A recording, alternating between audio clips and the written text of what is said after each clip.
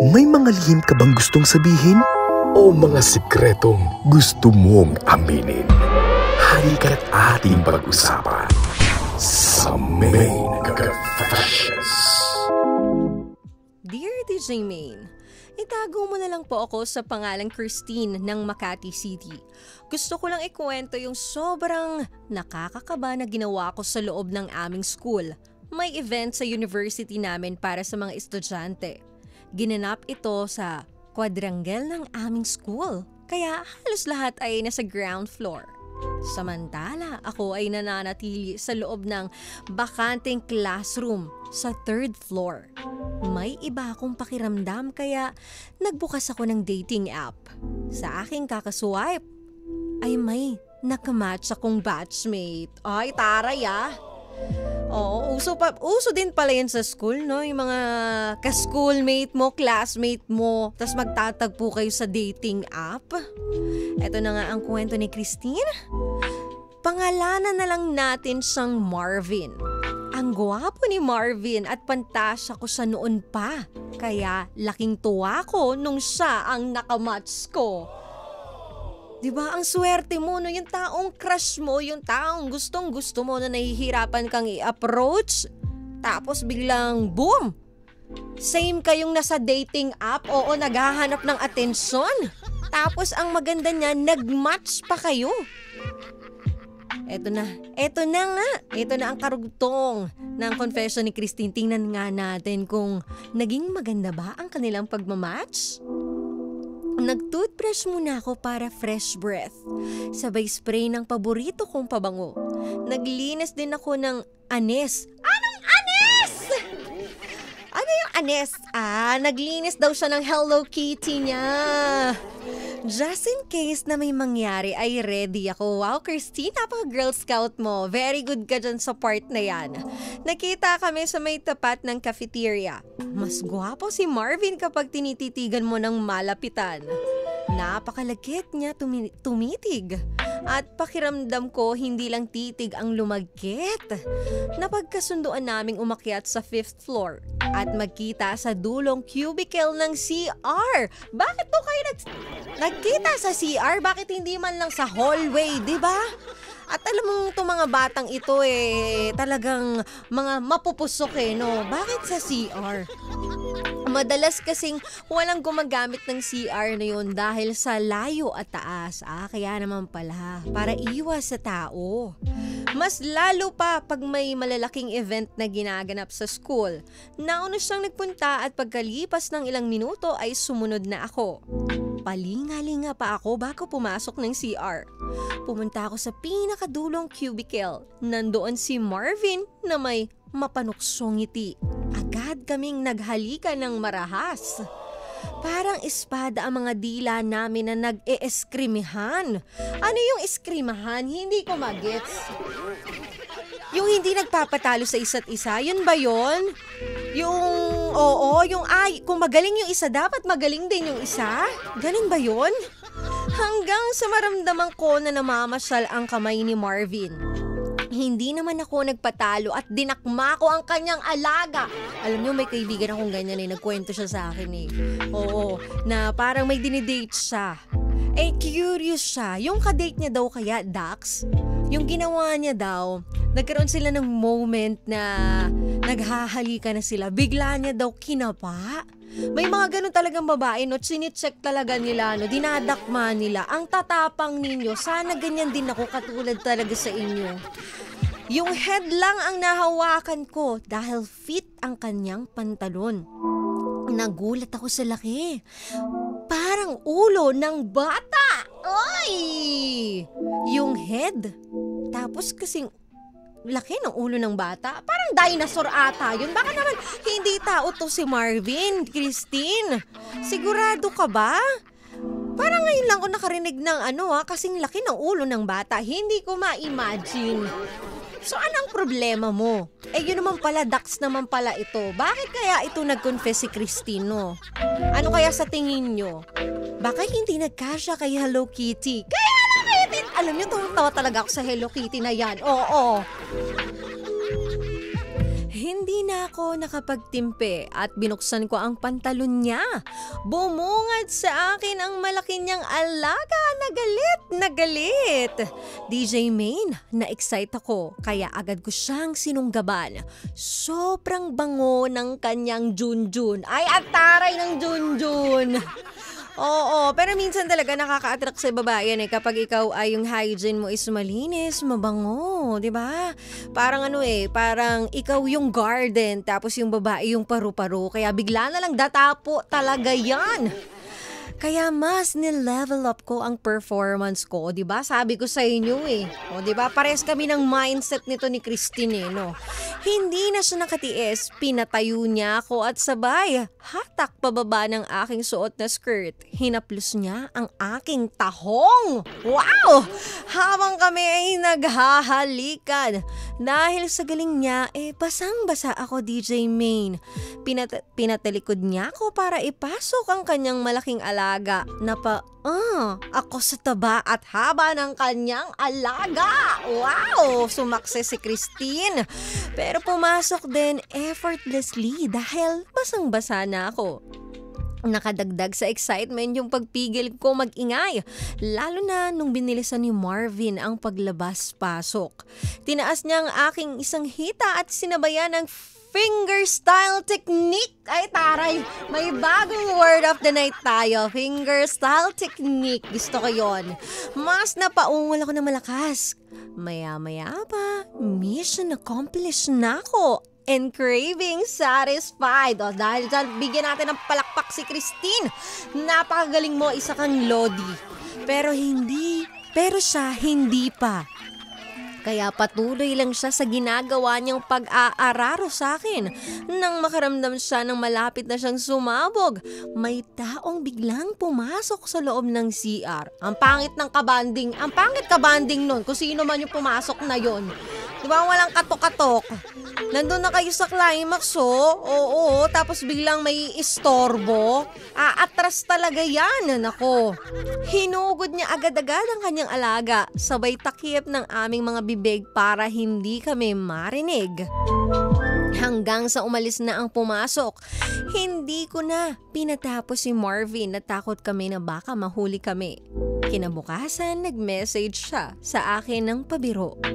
Para daw siyang popcorn na hindi pumutok. Ay, tara! Oo nga, no? Diba? Pag tayo nag-aano ng popcorn sa ating microwave o dyan kung saan man niluluto ang popcorn, merong may mga hindi pumuputok, no? Parang sayang naman. Sayang naman yung ninamnam nun at yung sarap nun. Hindi man lang pumutok, diba? Pwede ba nating tapusin pero sa safe place na? Tanong niya sa akin. Oo naman, sabi ko sa kanya. I will make sure na sabay tayong matatapos. May halong kilig na din DJ Maine sa tuwing kami ay nagkakasalubong sa school. Mas lalo ko siyang nagugustuhan. Sa tingin mo, possible rin kaya na magustuhan niya ako? Kahit na ang intensyon sa unang pagkikita namin ay for fun? Marvin, kung mapapakinggan mo ito, I think I have fallen. Ay, taray! Minsan talaga yung mga ganyang ganyang sitwasyon May in love at may in love ka. Talagang mafafallen in love ka. Syempre tao lang naman tayo, may feelings tayo, hindi naman tayo robot, di ba? Oo, ay ang tanong, may happy ending kaya ito? Pero ako naniniwala ako na sa tao yun kung gugustuhin nila. Sila ang mag-workout nito. Pero sa akin sariling perspective ko to. Pero depende pa rin sa lalaki yan Pero kasi hindi ka naman kikitain ng isang lalaki o may mangyayari sa inyo kung hindi rin naman siya na-attract sa'yo. Oo, kaya nilang makipag-sex ng walang feelings. Pero kasi yung attraction, yun yung magbibigay ng unang senyales, 'di ba? Hindi naman makikipagkita yan, hindi magbibigay ng time, ng effort yan kung hindi ka niya rin gusto. Siguro nandun lang sa tanong na kung may feelings na ba siya sa'yo, yun yung mahirap malaman kasi nga bago pa lang naman kayo. Pero I'm sure na siya ay may gusto rin sa'yo at may attraction siyang nararamdaman sa'yo, especially physically, di ba? Kaya normal lang naman na ma-excite ka at ma-carried away sa attraction, lalo na kung matagal mo ng crush itong taong ito, Christine. Pero gaya nga ng nangyari sa inyo ni Marvin, makikita natin na minsan kapag mabilis yung mga pangyayari, ang hirap basahin. Hindi ganun kalinaw agad kung saan patutungo ang isang relationship, 'di ba? Kaya huwag kang magmadali sa emosyon mo. Masarap yung kilig at thrill, pero wag mong ihalin tulad ang lust sa love. Kasi pwedeng gusto ka rin ni Marvin, sabi ko nga sa'yo. Pero base kasi sa iyong confession, nag-umpisa kayo ng physical attraction muna ang naging basihan ninyo. Yan yung naging foundation nyo. So bigyan nyo muna ng panahon para makilala ang isa't isa sa labas ng ganoong setup. 'Di ba? Kaya wag ka masyadong nagmamadaling alamin. I-enjoy mo lang. Oo, kasi the more na minamadali mo, mape-pressure yung tao. At the same time, ikaw mape-pressure ka instead na ini-enjoy mo yung kada moment, yung feelings na nararamdaman mo ngayon. Kasi kung yan magkakaroon kayo ng deep talaga na koneksyon, mangyayari yan one step at a time. Kaya huwag kang masyadong nagmamadali. Now, protektahan mo muna yung sarili mo. Kasi hindi lang ito tungkol sa puso kundi pati sa reputasyon at kaligtasan mo. Tandaan mo, hindi lahat ng ginagawa ng palihim ay worth it. Laging isaisip ang what ifs. Paano kung may makahuli sa inyo? Lalo ginagawa nyo yan dyan sa inyong school? Paano kung kumalat? Paano kung ikaw lang pala ang may seryosong feeling? So, ang daming katanungan, di ba?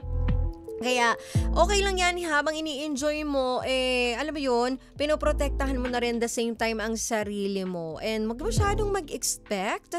Kasi the more na nag-expect tayo, the more na mas masasaktan tayo. Di ba? Kaya kung may chance maging seryoso, o magkaroon ng seryosohan, linawin mo. Kasi hindi naman masamang tanungin din si Marvin kung ano talaga ang intention niya sa'yo. Kung for fun lang siya at ikaw ay naghahanap naman ng mas malalim, mas mabuting malaman mo ng maaga kaysa masaktan ka sa huli. 'Di ba? Okay lang yan for fun kung yun talaga at yun naman din talaga ang gusto mo at nasa sayo naman yan. Self-worth first. Tandaan mo, Christine, hindi dahil nagbigay ka ng yes sa kanya physically o binigay mo sa kanya agad-agad, kailangan mo ring i-bargain ang puso mo. Ikaw pa rin ang may hawak kung paano mo i-define ang sarili mo sa harap niya at sa harap ng iba. Kung feeling niya, syempre lalaki yan ego yan Uy, nakuha ko yan si Christine. Yun ang akala mo, nakuha mo siya sa katawan niya, pero yung puso niya, ibang usapan yun, 'di ba? Yung soul niya, ibang usapan yun. Kaya, ayan nga, ikaw pa rin ang hawak ng ikakapanalo mo. Kaya wag mo nang i-bargain yung puso mo. Binargain mo na yung katawan mo, pero yung puso mo, i-save mo yan, alagaan mo yan. And check your why. Tanungin mo sarili mo kung bakit mo gusto si Marvin. Bakit nga ba? Minsan napapatanong tayo, bakit kaya gusto ko tong taong to? Minsan may mga taong darating sa buhay natin na makikilala mo. At lahat ng ayaw mo nandun sa taong yun, pero bakit siya ang gusto mo? Di ba? Di ba dati ayaw mo ng matangkad, ayaw mo ng moreno, ayaw mo ng chinito, di ba? Ayaw mo ng mahangin. Basta ang dami mo, may mga ayaw tayo pero makakatagpo ka sa buhay mo na all of a sudden, lahat ng ayaw ko nandito sa taong ito, pero bakit kinikilig ako sa kanya? Bakit gusto ko siya? Tanungin mo yung sarili mo, bakit mo nga ba talaga gusto si Marvin? Dahil ba sa matagal mo na siyang crush? Dahil ba sa physical chemistry ninyo? O dahil nakikita mo siyang pwedeng maging totoong partner? Kapag malinaw ang sagot mo dyan, mas makakapag-decide ka kung worth it siyang ipaglaban o hindi. Kasi hindi lahat ng laban dapat nating ipaglaban, di ba? Kaya dapat alam mo rin yan, i-balance mo din yan. Mas kilalanin mo mabuti yung sarili mo bago mo kilalanin itong si Marvin para alam mo kung ano ba ang magiging flow ninyo.